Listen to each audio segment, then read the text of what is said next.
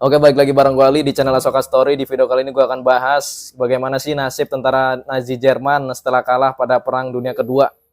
Apakah mereka itu disiksa atau dibiarin gitu aja? Pada tahun 1945, kekalahan Nazi Jerman pun memuncak atau udah konkret banget kalah dia tuh ya.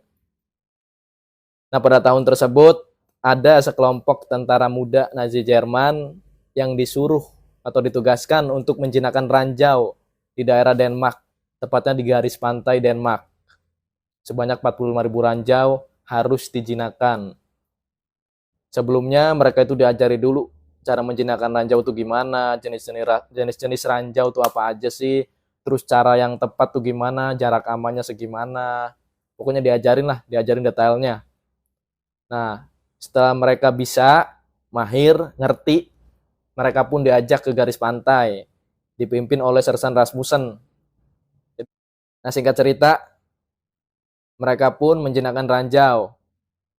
Hari kedua berselang, kemudian di hari keduanya, ada salah satu di antara mereka itu muntah di atas ranjau. Jadi kan ada 7 orang tuh. Nah, satu orang itu muntah di atas ranjau. Kalau ranjau itu kan kena sesuatu benda atau kena sentuhan aja kan pasti meledak. Nah, di situ meledak. Mungkin dia tuh refleks kayak gini, jadi si tangannya tuh potong. Ini 2 segini nih. Hancur, potong juga.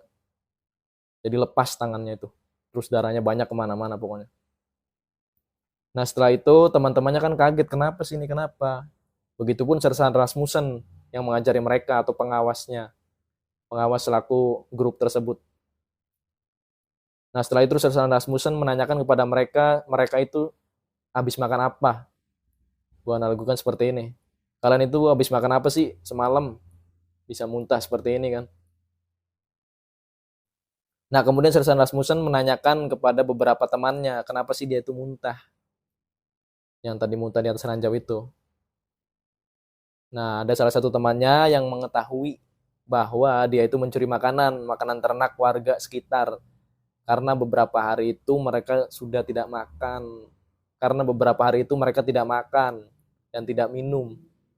Ya mungkin kalau minum kan bisa air laut lah, karena kan dekat pantai. Tapi itu juga sebenarnya nggak menghilangkan dahaga. Setelah itu Sersan Rasmussen pun merasa iba dan merasa kasihan. Kemudian diambillah makanan dan buah-buahan diberikan kepada mereka. Sebelumnya di antara mereka itu sehari sebelumnya ya maksud gua.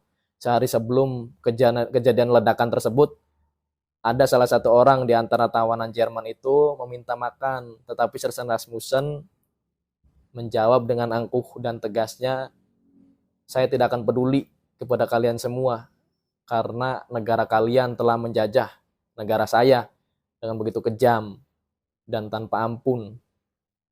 Jadi ya mereka kayak putus asa, nggak makan ya udah. Ya mungkin yang di antara mereka yang kuat ya lanjutin. Nah itu yang nggak kuat jadi nyuri pakan ternak warga sekitar maksud gua. Jadi itu tuh kayak nyuri makanan ayam kayak gitu.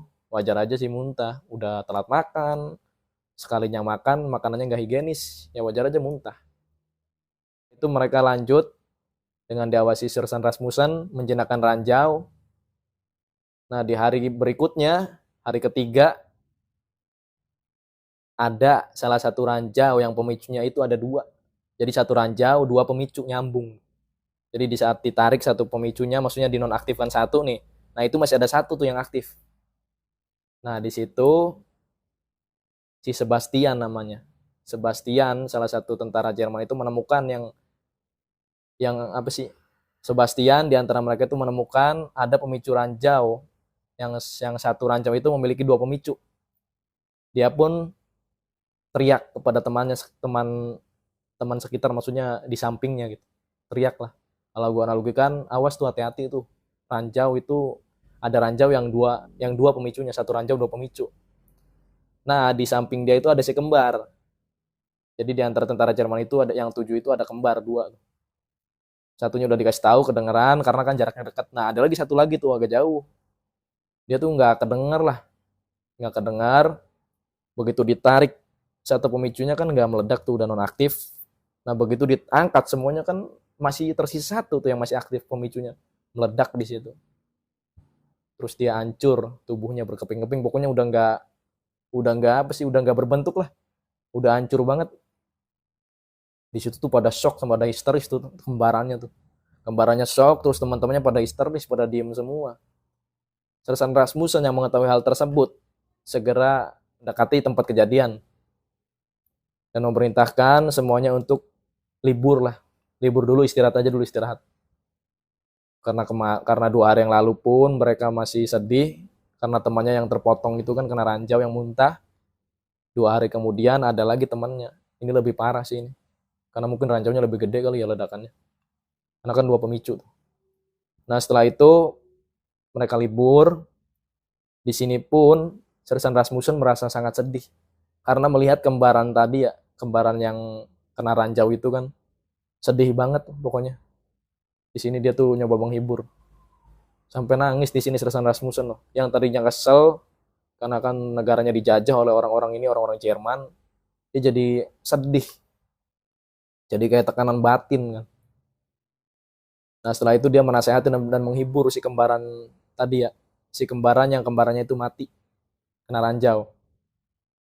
Mereka pun diliburkan dan keesokan harinya datanglah 2 orang tambahan tentara Jerman untuk menggantikan 2 orang tadi yang meninggal. Nah, 2 orang datang lagi nih. Ini tawanan baru ini dari Jerman. Nah, keesokan harinya Sersan Rasmussen pun menghibur mereka dengan cara meliburkan. Jadi nggak jinakin ranjau dulu nih 1 hari itu. Pokoknya diajak mereka ke pantai, terus diajak main bola tuh di situ tuh. Ya bisa dibilang untuk melepas galau sama penat lah, sama sedih ya. Melepas sedih karena 2 orang temannya telah meninggal. Nah, setelah selesai bermain bola, mereka pulang dan anjing peliharaan Sersan Rasmussen pun terkena ranjau. Jadi di sini Sersan Rasmussen marah lagi nih, yang tadinya udah kasihan, udah pengen ngehibur mereka tentara Jerman tuh tadi ya. Di sini marah lagi tuh Sersan Rasmussen. Kalau gua analogikan, dia bertanya lah kepada mereka ini bagian siapa nih? Anjing gue bisa kena nih, anjing peliharaan gue. Nah, majulah tuh di antar tentara itu. Ini bagian saya Sersan. Nah, dia tuh dihukum. Karena itu bagian wilayah dia dihukum agar bertingkah laku seperti anjing peliharaannya. Dia suruh ngambil bola, terus suruh menggonggong. Dan semuanya dimarahi. Pokoknya jangan sampai ada kejadian tersebut lagi. Keesokan harinya mereka telah bergembira karena ya 80% ranjau sudah berhasil dibersihkan. Mereka tinggal menunggu beberapa hari lagi untuk pulang. Nah, di saat mereka memindahkan ranjau yang sudah nonaktif ke mobil truk maksud gua, ada salah satu ranjau di situ yang masih aktif tapi mereka tidak menyadarinya. Kemudian muncul ledakan yang sangat dahsyat. Pokoknya ledakannya gede banget tuh. Di situ tuh ada 4 orang meninggal semua. Belum supir itu. Jadi 5 orang totalnya. Pokoknya 5 orang itu meninggal semua. Sersan Rasmussen yang ada di pantai dengan 3 orang. 3 orang tawanan tadi. 3 orang kan di pantai, 4 orang di sana di dekat mobil truk maksud gua. Pokoknya langsung ke situ tuh bergegas tuh Sersan Rasmussen untuk melihat ledakan itu apa sih. Setelah Sersan Rasmussen melihatnya dan ledakan itu sangat dahsyat, Sersan Rasmussen pun memutuskan untuk memulangkan mereka nanti keesokan harinya. Nah, keesokan harinya pun Sersan Rasmussen memulangkan mereka tetapi ditolak oleh Kapten Eddie Johnson, seorang tentara Denmark. Nah, di sini Sersan Rasmussen gak kehabisan akal. Dia menghubungi temannya yang di atas, yang pangkatnya itu di atas Eddie Johnson. Dia sekelas udah jenderal lah. Nah, oleh sebab temannya itu jenderal, pangkatannya lebih tinggi dari Kapten Eddie Johnson itu yang menahan 3 tawanan tadi yang ingin pulang. Mereka pun berhasil dibebaskan. Kemudian mereka diangkut oleh truk dan diturunkan di perbatasan Jerman-Denmark. Nah, setelah itu mereka dilepaskan oleh Sersan Rasmussen. Kisah ini pun ditulis oleh 3 orang tadi yang selamat dan difilmkan. Oke, terima kasih buat kalian yang sudah menyaksikan dari menit pertama sampai akhir. Buat kalian yang suka dengan video gue, pasti udah klik tombol subscribe dan logo bel yang ada di sampingnya. Gue Ali, kita ketemu di video berikutnya.